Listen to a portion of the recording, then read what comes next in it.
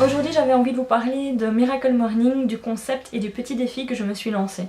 Donc The Miracle Morning, c'est avant tout un livre où l'auteur parle de sa vie, des choses positives et des choses négatives et surtout des moments où il a eu du mal, dont une fois où il est vraiment tombé très bas et de la manière dont il s'en est sorti grâce à une routine à appliquer le matin.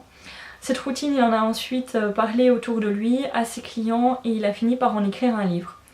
Donc sa petite routine est assez simple, il suffit de mettre son réveil 1 heure avant l'heure habituelle de réveil, et puis de suivre 6 étapes à chaque fois de 10 minutes.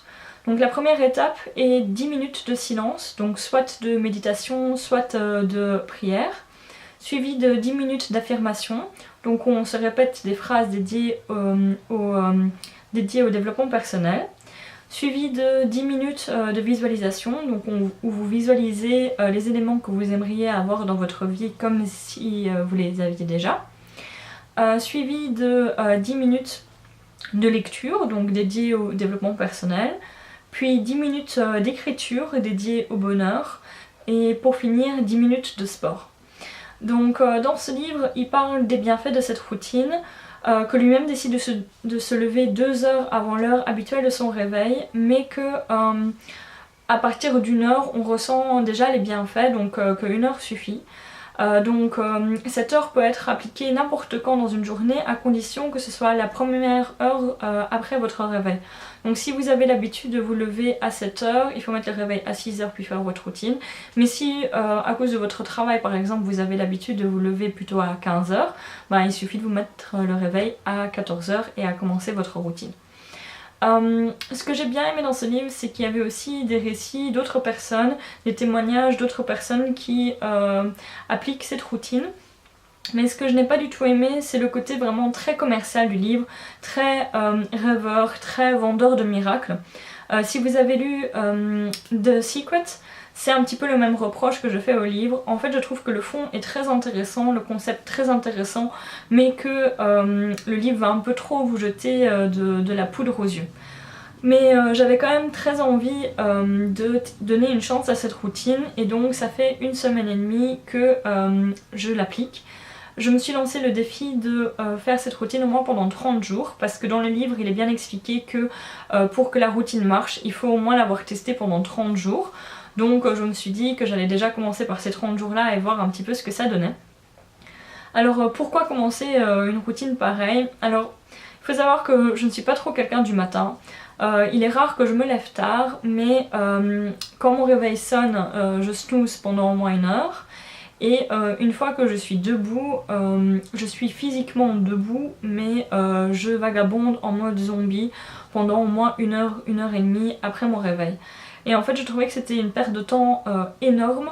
Autant vous dire que quand je vais en cours la première heure, je suis vraiment que physiquement là, et donc c'est vraiment pas quelque chose que je trouvais génial. En plus de ça, j'avais vraiment envie de plus me dédier au développement personnel pendant cette année scolaire, mais je voyais pas non plus exactement où le caler dans ma journée.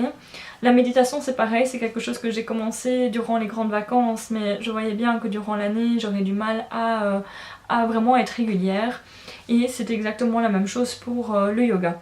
Donc déjà, comme cette routine prenait à la fois une séance de sport, donc où moi j'ai décidé de faire du yoga, et une séance de méditation, je me suis dit bon, en fin de compte, pourquoi pas faire toute la routine. Donc moi je commence par 10 minutes de méditation avec l'application Calm, qui est une application gratuite et qui m'aide énormément, parce que pour l'instant j'en suis pas encore assez loin dans la méditation pour pouvoir le faire de manière totalement autonome. Pour les affirmations, j'ai décidé de choisir 5 phrases que je dis à chaque fois 1 minute. Donc je fais 5 minutes d'affirmation au lieu de 10 minutes. Ensuite, pour la visualisation, j'aime bien un peu changer tous les jours. Donc des fois je vais visualiser ma journée, des fois ma semaine, mon mois, mon année, ou alors mes plans sur 5 ans. Pour ce qui est de la lecture, en ce moment je me renseigne pas mal sur tout ce qui est en rapport avec le plan, le planning de développement personnel, afin d'atteindre les buts qu'on veut atteindre dans la vie.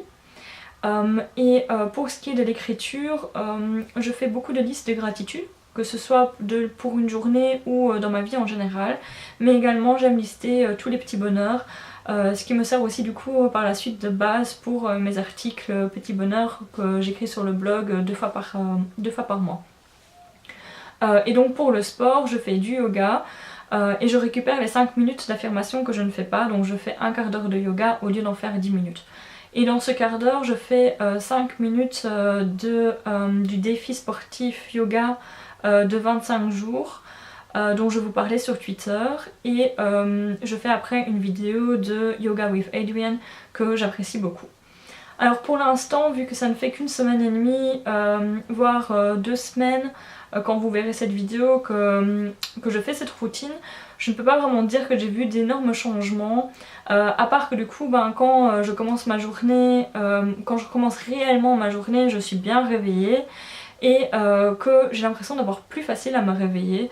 Donc je ne sais pas si c'est parce que je viens de sortir de vacances et que du coup je suis reposée, ou si c'est le fait de faire cette routine là qui me pousse à ne plus snoozer mon réveil et à me réveiller et à me lever directement après que le réveil est sonné.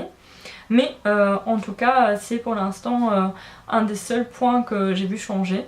Donc je pense vous faire une vidéo à la fin du défi pour voir un petit peu s'il y a eu des changements, s'il y a eu des choses qui ont révolutionné ma vie, et pour vous dire si je vais continuer à appliquer cette petite routine matinale. Si jamais vous avez d'autres questions, n'hésitez pas à les mettre en commentaire et j'essaierai d'y répondre dans la prochaine vidéo. Voilà, on se revoit très bientôt. Au revoir les petits loups!